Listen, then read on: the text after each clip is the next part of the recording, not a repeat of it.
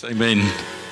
Ons bly net so bidend net vir 'n oomblik. Ek nooi jou net jou oë te sluit en net so 'n bietjie te dink oor dit wat ons gesing het. Dis is altyd vir ons lekker net om te sing en mooi te sing, lekker te sing. Maar kom ons dink net so 'n bietjie. Here, ek het vandag niks meer om te gee as net om te sê halleluja, loof God. Inteendeel, almal van ons staan vandag hier met ons eie gevoelens, ons emosies, maar ook eintlik in 'n groot mate voel die meeste van ons half ontoereikend, nie goed genoeg. Maar die Here sê hy soek niks meer as net ons lofprysing en ons aanbidding, gehoorsaamheid. En partykeer dan dink ons moet snaakse goed doen of sê maar eintlik niks nie. Is eintlik net jou letterlik voel dit vir my vanoggend wat ons kan doen. Is net my hande in lig op te steek en sê Here, dis wat ek kan doen. Ek kan my hande in lig opsteek en sê loof die Here. Loof die Here. Loof die Here. En te midde van 'n wêreld wat soveel uitdagings het, in 'n tyd waarin ons leef waar daar soveel uitdagings is, Here, kan ons net aanhou sê loof die Here. Hy is goed. Eintlik so saam met Dawid uitroep sê aan sy goedheid is daar geen einde nie en sy trou is van geslag tot geslag. Loof die Here want hy is goed. Loof die Here want hy is goed. Ontvang ons lofprysing. Dankie dat ons dit kan doen, Here. Dankie vir musiek. Dankie vir stemme wat God kan loof. Dankie dat ons dit kan gebruik tot eer van die naam. Loof die Here. Amen. Kan ons die Here lofoffer gee? Amen. Dankie. Jy kan jou sitplek neem. Baie dankie julle. Waardeer. Blessings. Goed.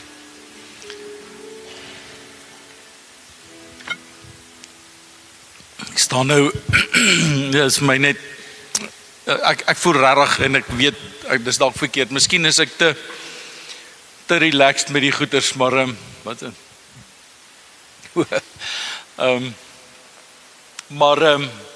in die week, ek het 'n begrafnis in die week, en hulle gee vir my een van daai goed wat jy so om jou kop sit, jy weet, daai so, ek voel altyd half weird met daai ding om my kop, en dit so knoppie so, jy weet nou. Maar nou het ek kom, en toe ek nou voorkom, toe hang die draad nie agter, die draad wil nie agter, hy hang nou hier, heeltyd hier teen my kop af, hierdie kant, jy weet. Maar nou is die kus besig om in te stap, en dit is 'n verskriklike gewyde oomblik, julle weet hoe werk dit.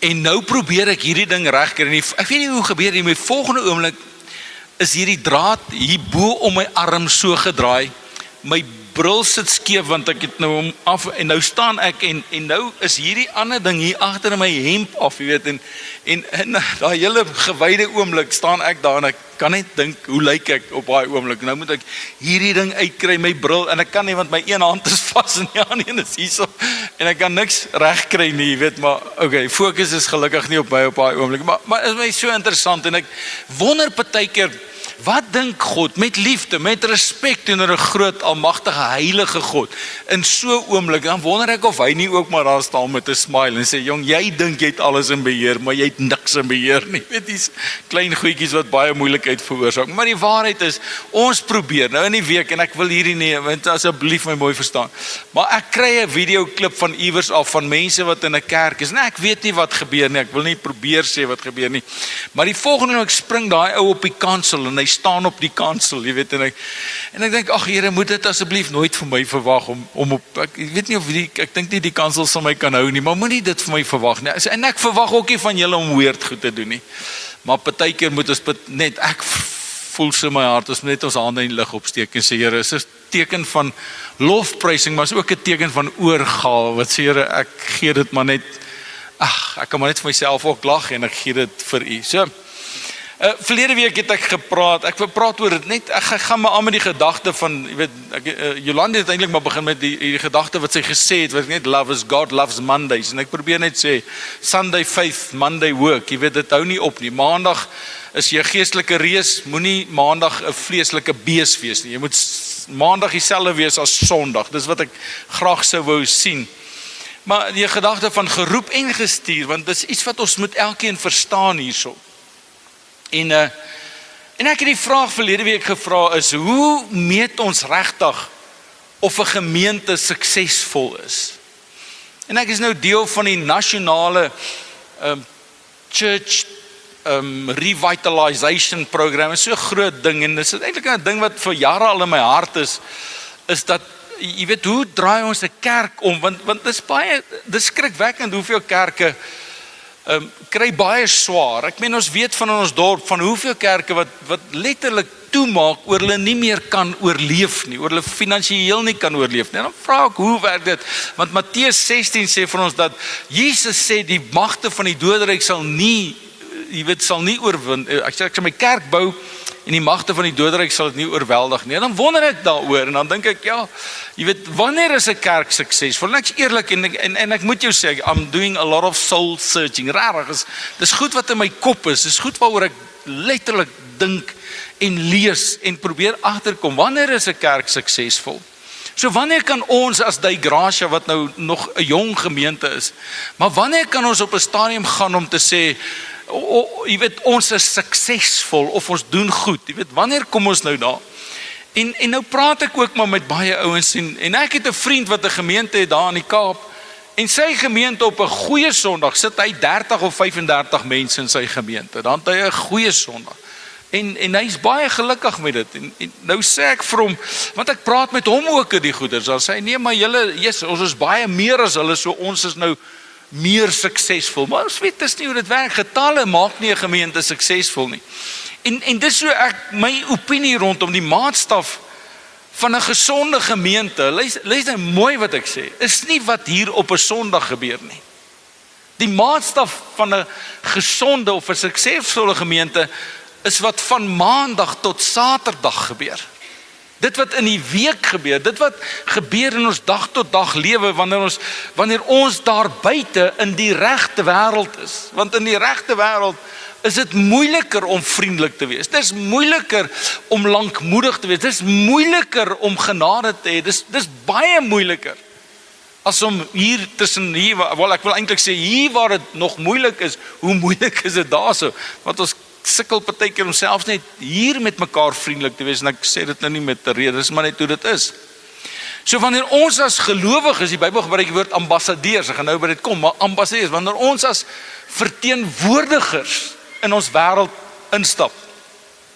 En ek het dit Sondag gesê, en ek sê weer party Sondag, en ek luister na my boodskappe deur die week, want ek sê Sondag hier goed wat ek nie voorberei nie, jy weet, en dan lê die Here, ek glo die Heilige Gees lê iets op my hart om te sê op daai oomblik. En ek het verlede week hierdie gesê, ek het sê, besef jy dat elkeen van ons, en ek sluit myself by dit in, se Maandag tot Saterdag lewe harder preek as enige preek wat op 'n Sondagoggend gepreek word. Ek praat nie net van Die Gracia nie. Ek praat van oor die hele wêreld. En jy kan nou dink of dit in jou opinie die beste prediker in die wêreld is. Jy kan nou dink oor hom. Miskien het jy daai ou en jy reken hy's die beste prediker wat ek gaan deur sulke fases. Jy weet dis nou hierdie ou en is nou daai ou, en dit op hierdie stadium luister ek na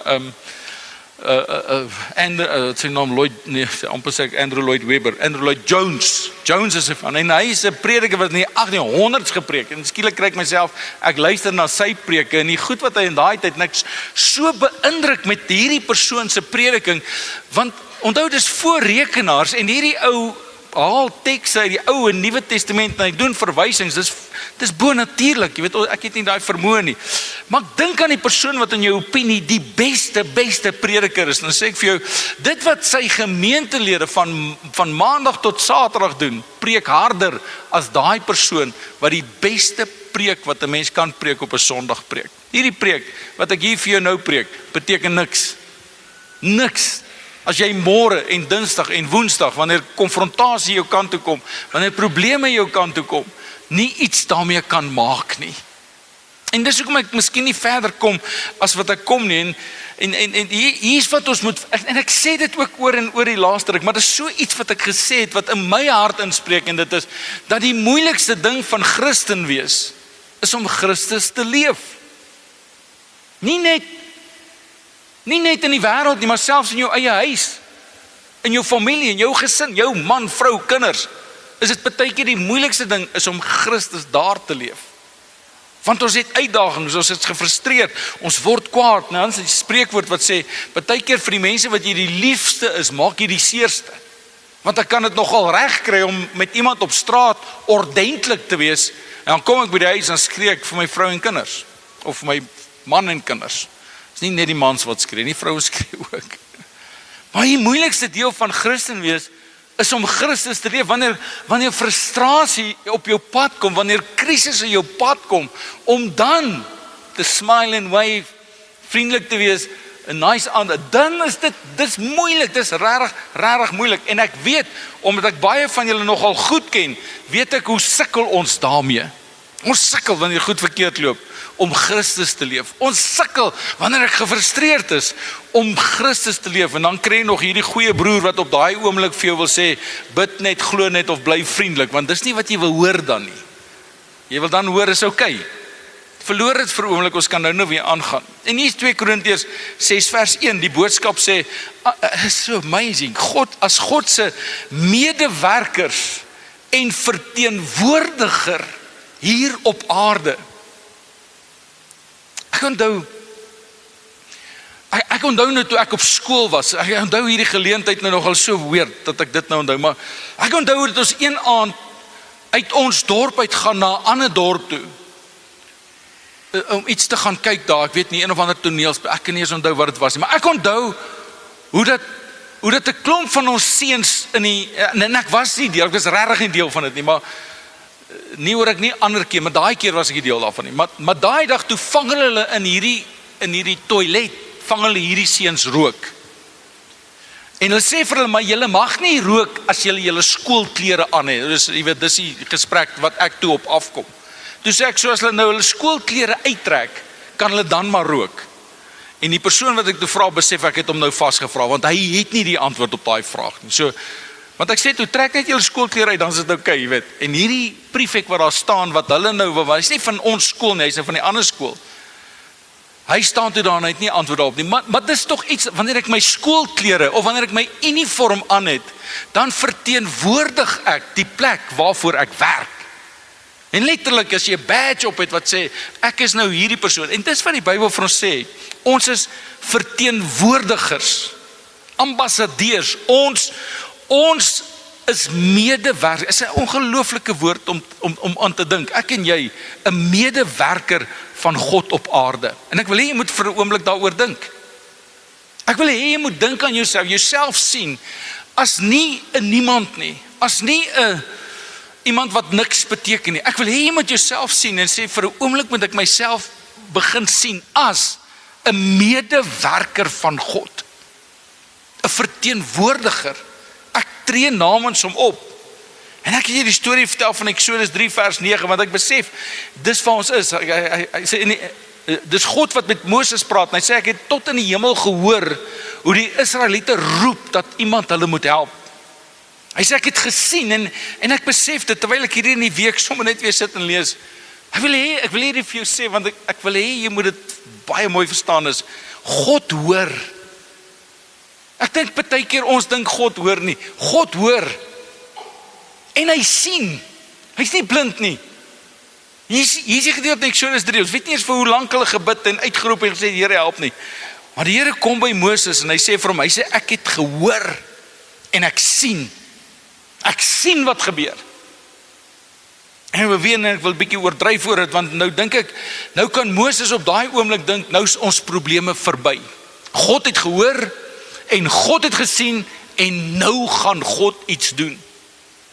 En dan kom die volgende vers, Eksodus 3 vers 10 sê, en God sê, daarom stuur ek jou, sodat jy kan red. Dit is fenomenaal. Ek wil eintlik op 'n manier, en dis wat ek nou sê, ek dink God sit ook in die hemel en lag partykeer, want hierdie is een van daai oomblik wat amper humoristies is. Sê ek sien die probleem, hier's 'n krisis, en jy gaan dit vir ons regmaak.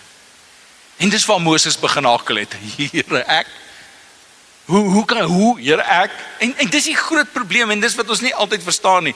Ons wil hê, God moet die wêreld beter maak. Is jy iemand wat dit nie wil hê nie? Is jy iemand wat sê, nee, los dit net soos wat dit is? Ons bid dit elke dag. Ons bid en sê, Here help, Here sien ons raak, verander ons mense. Ons bid letterlik partykeer, ek weet, iemand het verlede week vir my gesê, hy sê, hy wens die Here wil sy vyande vernietig.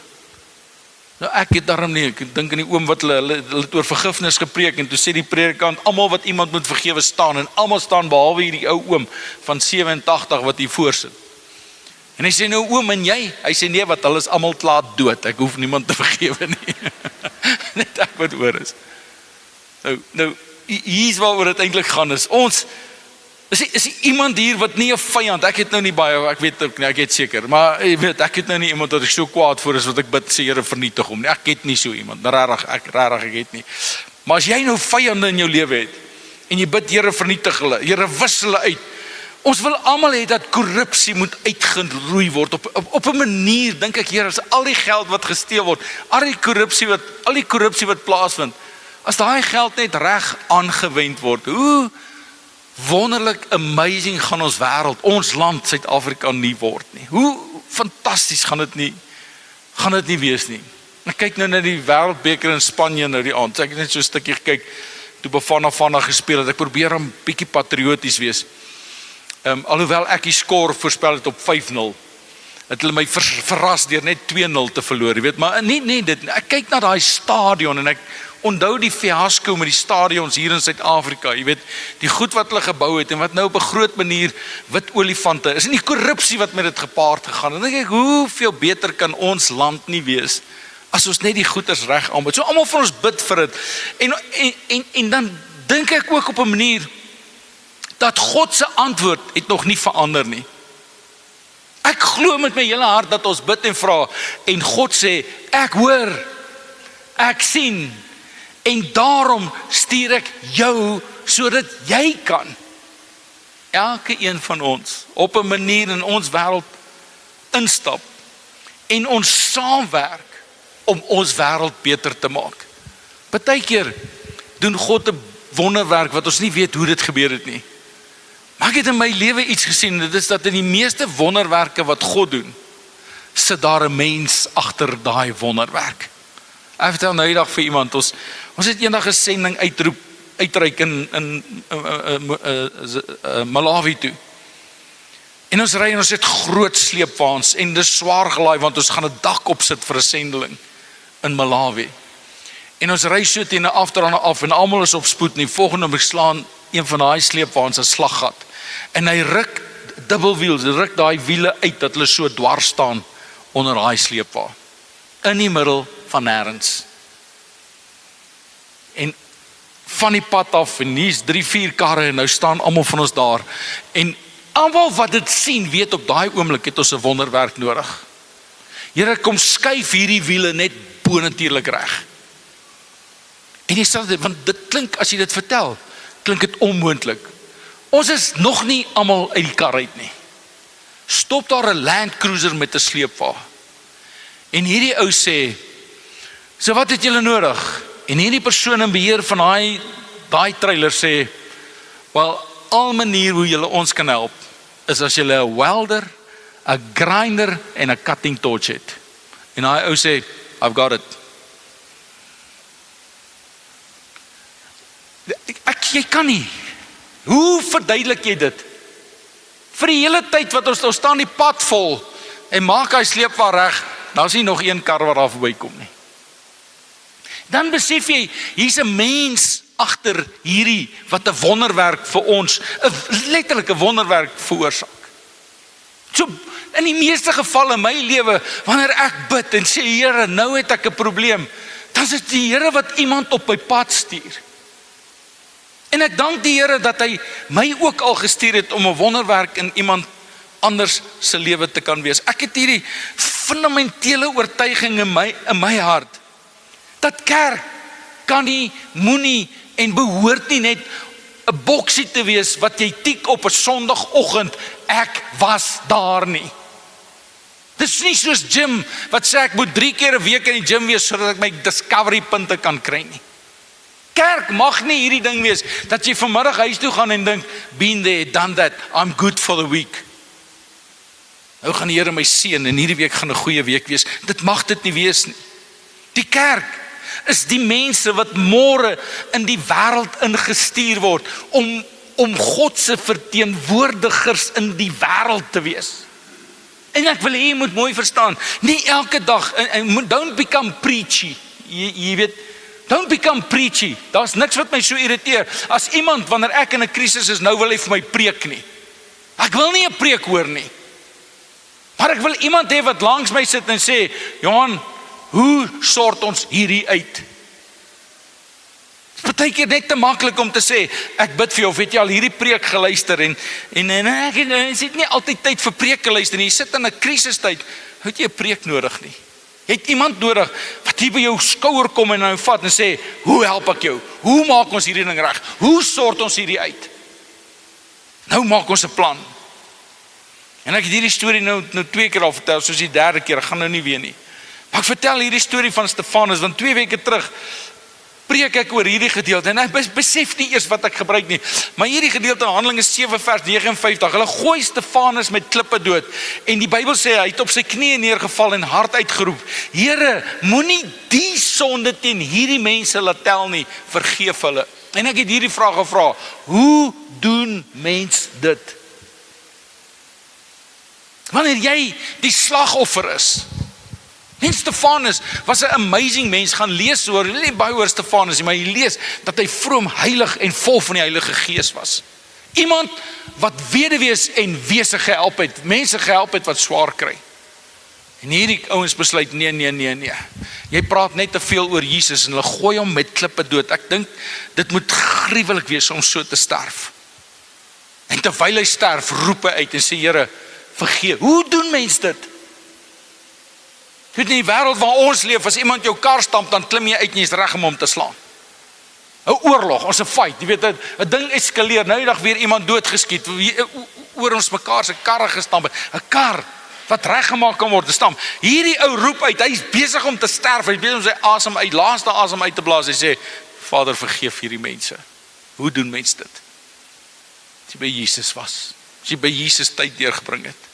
Nou sit ek weer eens in die week en ek lees verder en ek kom by Handelinge 8, lees net die 3-4 verse wat ek wil hê, saam met Handelinge 8, hy sê Saulus het gestaan en kyk hoe gooi hulle, so hy het hierdie moord goedgekeur, Saulus, wat Paulus geword het by die Nuwe Testament skryf, hy staan en kyk hoe hierdie man doodgegooi word, en hy keer dit goed, Bybel sê hy gedink is reg, en dan skryf die Bybel hierdie, daardie dag, en hoor die woorde wat die Bybel gebruik, hy sê, daar 'n ewige vervolging van die gemeente in Jerusalem begin, sê al die gelowiges, behalwe die apostels, is nogal interessant, want dit is 'n preek vir 'n ander dag, is uitmekaar gejaag en verstrooi oor die gebiede van Judea en Samaria. Jesus het sê, julle gaan my getuies wees in Jerusalem, Judea, Samaria en tot aan die uiterstes van die aarde.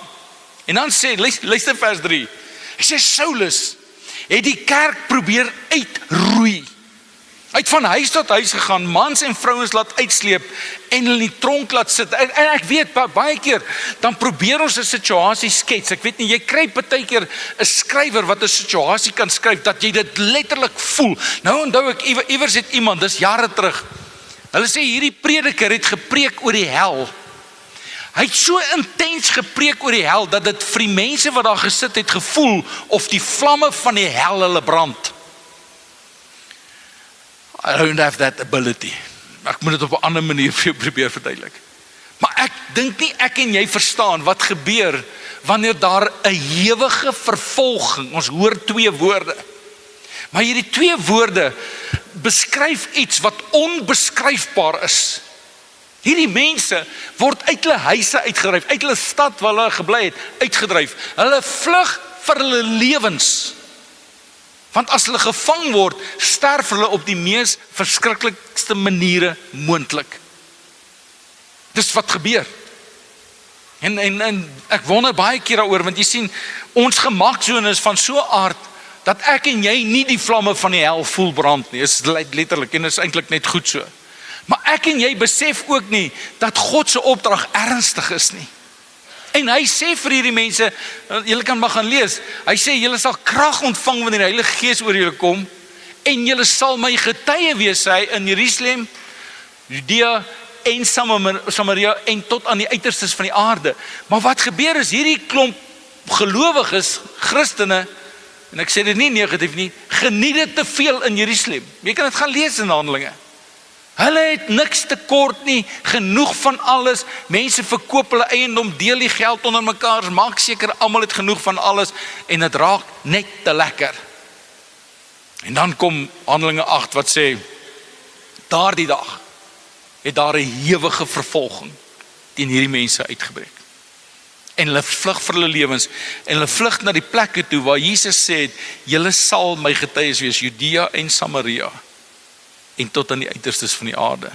En luister wat sê 8 vers 4, Handelinge 8 vers 4.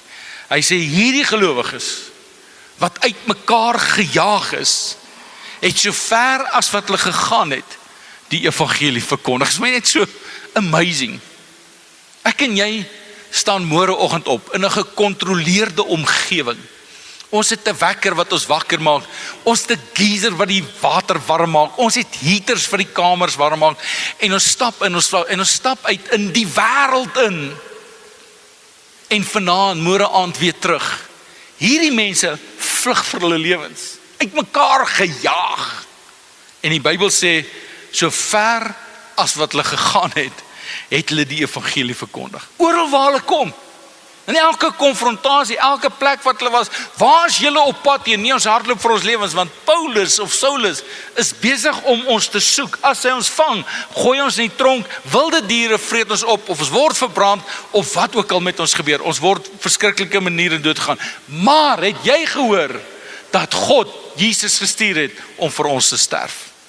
Oral waar hulle kom, is hulle besig om hierdie evangelie te verkondig. Die groot hartseer.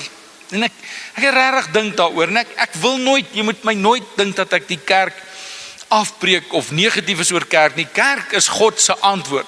Jesus sê ek sal my kerk bou. Jesus sê ek is die hoof van die kerk. Die kerk, Jesus het sy lewe gegee letterlik vir die kerk, want in die kerk is daar mense, sê die Bybel vir ons.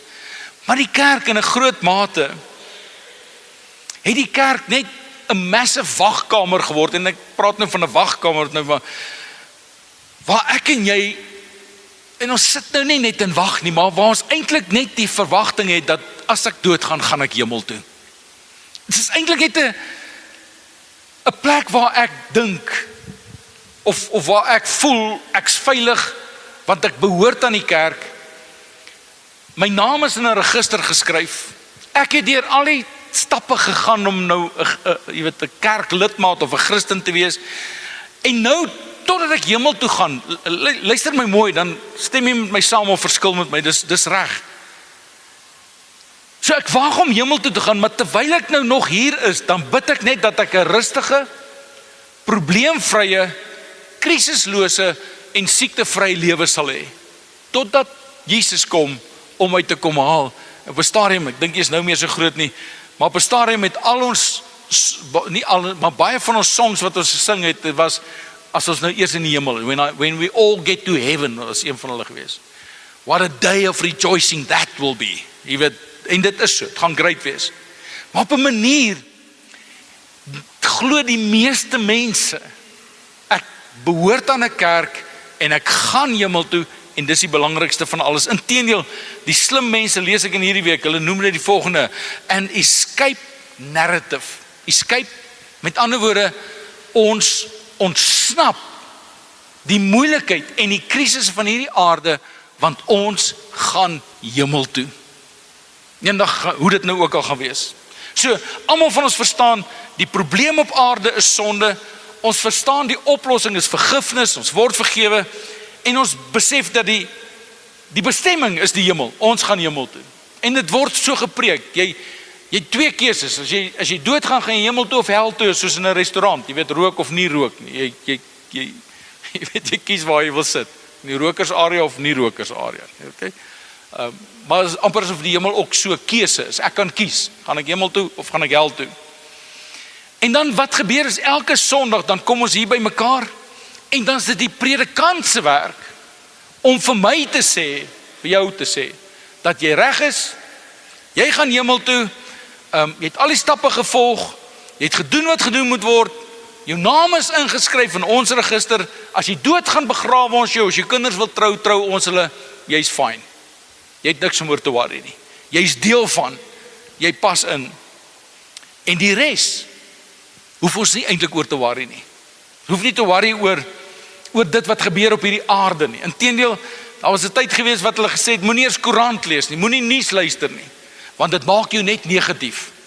Wat nice is, behalwe net dat dit onrealisties is, want ons kan nie maak of niks fout is nie. Ek hoop jy stem met my saam. Ons kan nie maak asof hierdie wêreld net reg is nie. So jy sê, jy hoef nie om te gee vir mense nie, ons net sorg vir die mense in die kerk. En dan al hierdie ander goed verdien minimum aandag. As jy nou en dan vir iemand R5 gee, as jy R5 vir 'n arm persoon gee, dan het jy nou nogal 'n bietjie saad gesaai ook, en dan jy gesort. Jy weet, jy gaan hemel toe, en dis al wat belangrik is. So wat gebeur het is, ons het Christen wees verander na 'n klomp toeskouers wat in 'n gebou sit. Luister nou 'n motiveringspreek.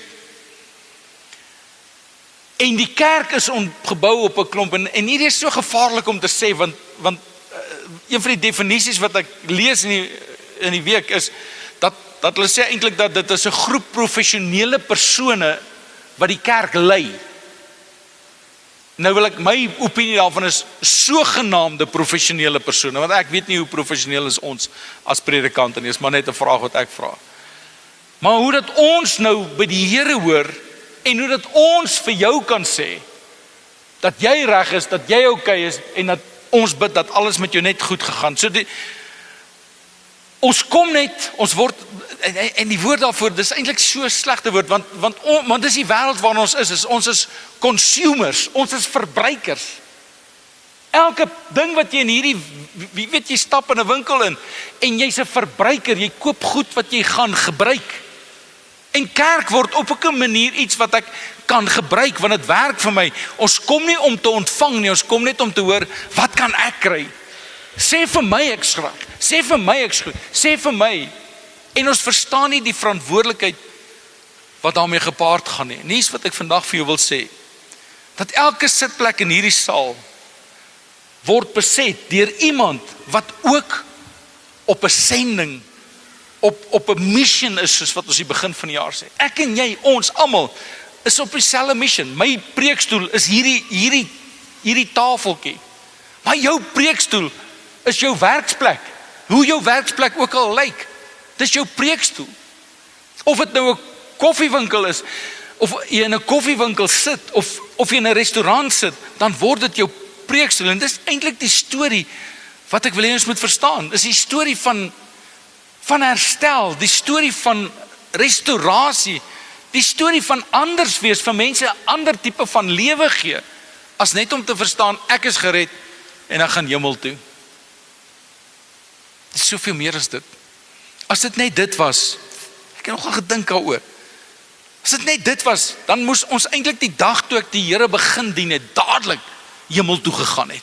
Ek het woensdag aand by die Bybelskoor het ek die vraag gevra. Sê ek, wie van julle wil, kom ek doen dit, wie van julle wil hemel toe gaan? Kan ek, of kom ek vra so, is makliker. Wie wil nie hemel toe gaan nie? Sê eerlik, net vinnig jou hand opsteek. Jy weet sien hoe lyk jy. Iemand wat nie hemel toe wil gaan nie. So kan ek aanvaar dat almal wil hemel toe gaan. Okay, kan ek vra wie wil nou gaan? Nou, vandag. Okay. Hier's 'n paar wat reg is om nou te gaan. Die res van ons, ek onthou toe ek eendag gevra, jare terug, word ek gekonfronteer met hierdie vraag. Is jy reg om hemel toe te gaan? Nie is 'n teologiese gesprek nie, 'n gesprek tussen my en Esther. Is jy reg om hemel toe te gaan? En ek dink daaroor, want dis 'n antwoord wat elkeen van ons moet seker kan gee. Is jy reg om hemel toe te gaan? En my antwoord 20 jaar terug is meer as 25 jaar terug seker. Ja, ek's reg. Ek wil nie nou gaan nie, want ek sou graag my kinders wou sien groot word. Elke keer as ek nou terugdink aan dit, dan dink ek, my kinders is nou groot, so, jy weet, ek sou graag my kinders wou sien groot word. Maar meer is dit, ek sou ook graag my roeping wil uitleef op hierdie aarde. Ek sou graag wil doen wat God elkeen van ons geroep het en vir my ook geroep het om te doen. So, wil ek hemel toe gaan? Ja. Is ek reg om hemel toe te gaan? Ek sê eerlik vir jou, as ek vandag hier staan, sê ek, ja. Jy sien, ek sê praat in die week, of ons lees in die week in Romeine 8. Is dit net 'n interessante gedagte, en dit bly by my hierdie hele week. Want hier is die ding, ek en jy, En nou is ek bietjie van die punt af, maar verdra my. Ek en jy is nie onskuldig nie, want ons lees in een van die Bybel hoe dat hy van ons, een van die Bybel sê, ons is vrygespreek, en een van die ander vertalings sê, ons is onskuldig. En ek sê vir hom, maar niemand is onskuldig nie. Niemand is onskuldig nie. As net onskuldige mense hemel toe gaan, kan niemand want die Bybel sê vir ons, almal van ons het sonde gedoen. Maar wat is ons? Ek is vrygespreek. Die Bybel sê ek is vrygespreek. En ek die storie by die Bybelskool vertel, nou die dag, want dit is hoe dit werk. God wat 'n regverdige regter is. Ek staan voor God, en hy bevind my skuldig. Hy sê hy is skuldig, want God is regverdig. Hy vee nie die sonde of my oortreding onder die mat in nie. Hy verklaar my skuldig. Maar dan klim hy van daai regterstoel af, en hy kom staan, en hy betaal uit sy eie sak uit my skuld. En dan sê hy vir my, jy kan nou vry hier uitstap, want jou skuld is betaal. En dis hoekom ek vandag vir jou sê, hemel toe, ja, want ek verstaan my skuld is betaal. Nie oor ek onskuldig is, ek is nie onskuldig, maar ek is vrygespreek. En jy is vrygespreek. So ja, gaan ons hemel toe, ons gaan. Maar die God se plan met my en jou lewe is nie net dat ons hemel toe sal gaan nie. Sien, ons verstaan die skepping. God het, Genesis 1 vers 31 sê, luister sommer net hierna, hy sê, God het gekyk na alles wat hy gemaak het. Hy kyk na die skepping, die wêreld en alles wat daarin is. En hy maak hierdie verklaring, hy sê, dis baie goed. Dis baie goed. My en jou inkluis, hy sien die skepping met alles wat die potensiaal, onthou hy maak nie net 'n boom nie, hy maak 'n boom wat saad dra, sodat daar nog bome kan groei. Hy maak die mens, en hy sê, vermeerder, word meer, vul die aarde. En God kyk na dit, en hy's baie goed. En ons weet die sondeval kom, en skeer letterlik hierdie goeie wêreld van God uitmekaar uit. Die sondeval kom, en doen alles in sy vermoë, om dit wat God baie goed gemaak het, te vernietig, tot vandag toe. Nee, jy kan my maar trust.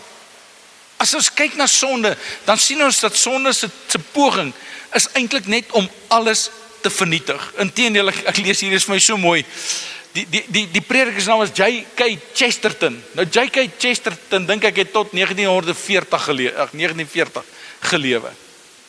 So hy's lang terug al dood. Maar in die tyd van koerante, dan die koerante, dit is letterlik, dit het so gewerk, jou oupas en oumas sou jou kan vertel daarvan. 'n Koerant het vrae gevra en die mense het ingeskryf en het geantwoord. Hulle het niks beter gehad om te doen, daar was nie TV nie. So hulle het geskryf op hierdie goed. En eendag toe skryf die koerant, J.K. Chesterton lees die koerant. Hy was 'n teoloog gewees en 'n groot prediker in die vroeë 1900s. En in Times, the newspaper asked the question, what is wrong with the world? Me vra ek jou, what is wrong with the world?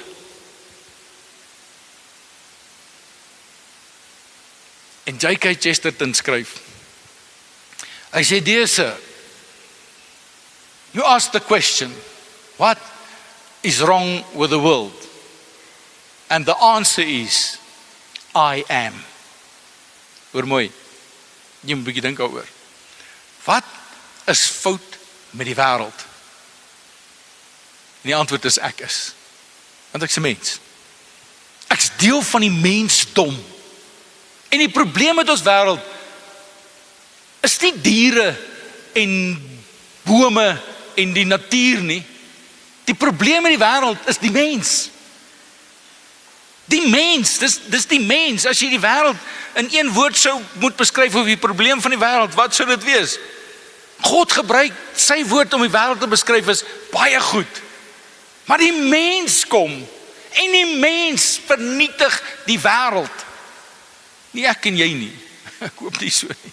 Dis eintlik 'n interessante ding vir my is, dis hoekom ons gras sny, dis hoekom ons papiere in 'n blik gooi. Dis hoekom ons seker maak die plek is skoon. Dis mos deel van mens wees, is net om seker te maak dat die natuur ook beskerm word op 'n manier. Dis nie waar nie. Ons wil die plek mos mooi hê. En nou sien jy hierdie streep van vernietiging wat deur ons wêreld gaan.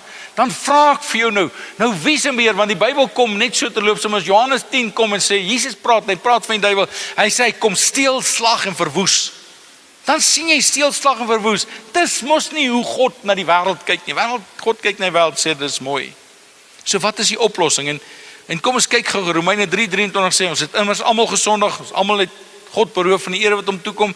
En dan sê vers 24, maar nou spreek God in sy genade ons vry op grond van die verlossing wat Christus Jesus vir ons verkry het. It's amazing text. Ek het eendag hier gevra, sê ek dink julle ons kan almal daai teksvers uit ons kop uit leer nie, want dis iets wat ons moet verstaan. Ek en jy is almal skuldig. Maar ons word vrygespreek. Want God het vir ons gesterf. Dis net wat God se plan is. So Jesus kom, hy red ons. Probleem is sonde, probleem is die mens. Jesus kom, hy red ons. Hy maak ons Christene, hy maak ons kinders van God. Hy maak ons, gee vir ons 'n beter toekoms. Maar dit stop nie sodat ons hemel toe kan gaan nie, maar sodat hierdie wêreld herstel kan word. Nou hierdie selfe Paulus, sommer net interessant. In Handelinge 8 sê die Bybel dat hy het gestaan en kyk hoe hulle Stefanus met die klippe doodgooi. En hy het dit goedgekeur. En dan kom hy in Romeine 1:16, hy skryf hierdie woorde, luister gou daarna, hy sê, ek skaam my nie oor die evangelie nie, want dis die krag van God tot redding vir elkeen wat glo. Hoor mooi. Wat dink jy het gebeur van hierdie persoon wat staan en kyk, hoe dat hulle hierdie ou doodgooi met klippe, tot hierdie persoon wat staan en sê, ek skaam my nie vir hierdie evangelie nie. Hy het almal probeer uitroei, vernietig, wat hierdie evangelie verkondig het. En hier staan hy wat Paulus is, en hy sê, die boodskap sê dit mooi, hy sê, oor hierdie een ding is ek nie skaam nie. Ek is nie skaam oor hierdie evangelie van God se genade nie. En 2 Korintiërs 2:5-15 sê, hy het vir almal gesterf, sodat die wat lewe, nie meer vir hulle self leef nie, maar vir hom wat vir hulle gesterf het en opgewek het. En vers 20 sê, ons tree op as ambassadeurs vir Christus. Luister, ons moet, ek hoop jy lees die Bybel, ek hoop jy luister wat die Bybel sê, want luister net, as ek hierdie teks, dan raak ek baie opgewonde daaroor. Hy sê, want terwyl God deur ons, God werk deur ons, hy sê, 'n appel aan julle rig, ons smeek julle terwille van Christus, kom tot versoening met God. Ons is medewerkers, ons werk saam, verteenwoordigers. 2 Korintiërs 6:1 in die boodskap sê, medewerkers, verteenwoordigers. Matteus 5:9 sê, dis hoe ons bid elke dag, so bid ons Vader wat in die hemel is, hoor mooi, laat u naam geheilig word, maar vers 10 sê, laat u koninkryk kom en laat u wil op aarde geskied, soos in die hemel. My en jou hartsbegeerte plan. What is wrong with the earth? What is wrong? Wat is verkeerd in ons wêreld? Die mens. Wat gebeur met die mens? Wanneer hy by God uitkom, skielik word alles baie goed. Kyk na alles wat hy gemaak het, en dis baie goed. Nou lees ek ook hierdie in die week, en ek wil jou los met dit. Hierdie persoon skryf die volgende, hy sê, wanneer ons vir die wêreld bid, hoor, wanneer ons vir die wêreld bid, moet ons met oop oë bid. Ja, hy sê dit en ek dink net so 'n bietjie daaroor, jy weet, as hy diep asem sê, wow, wat ons is so geneig, en ek weet nie eens, want dit is nie eers eintlik Bybels nie, maar nêrens in die Bybel staan, sluit julle oë en bid nie, is maar 'n ding wat so deur die kerk gekom het, jy weet. Maar ek besef dat ons baie keer ons oë sluit, en toemaak, en onsself afsonder van die wêreld, wanneer ons begin bid en sê, Here, laat u wil geskied, en laat u koninkryk kom, soos in die hemel, so ook op aarde.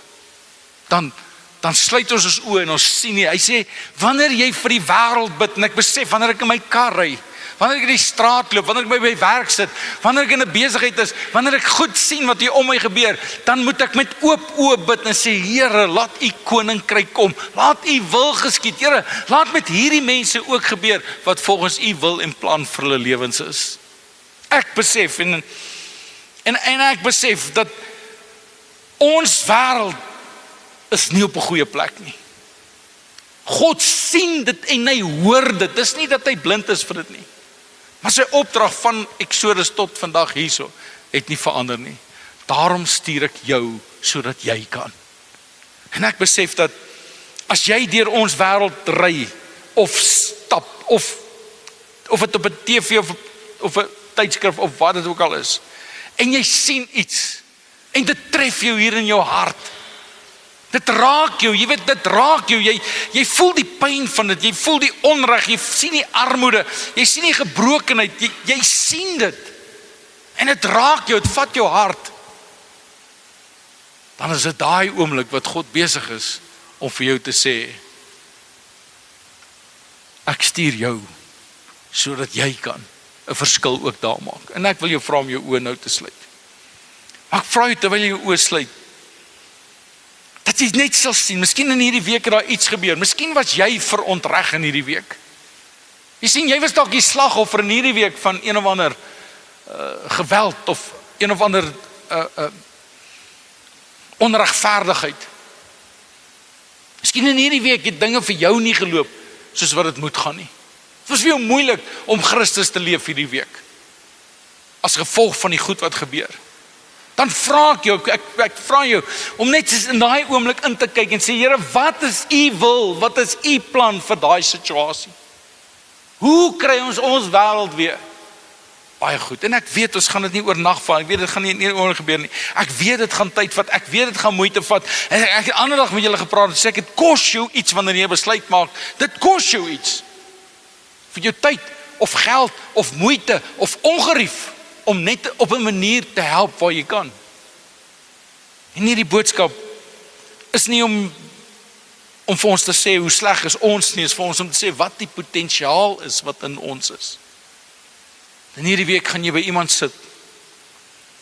Miskien gaan daai persoon moedeloos wees, reg wees om op te gee. En jy gaan die persoon wees wat in daai oomblik vir daai persoon kan sê, God is goed, hy's lief vir jou, kan ek saam jou bid?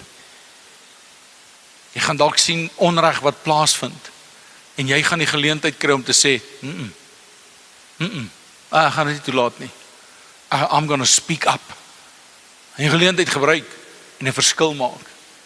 Miskien gaan jy net in hierdie week iets sien, en jou hart gaan breek daarvoor, en jy gaan ernstig tot God bid, en sê, Here, asseblief, ek het nie die antwoord nie, ek weet nie hoe nie, maar u kan, en begin intree vir iemand wat God baie nodig het.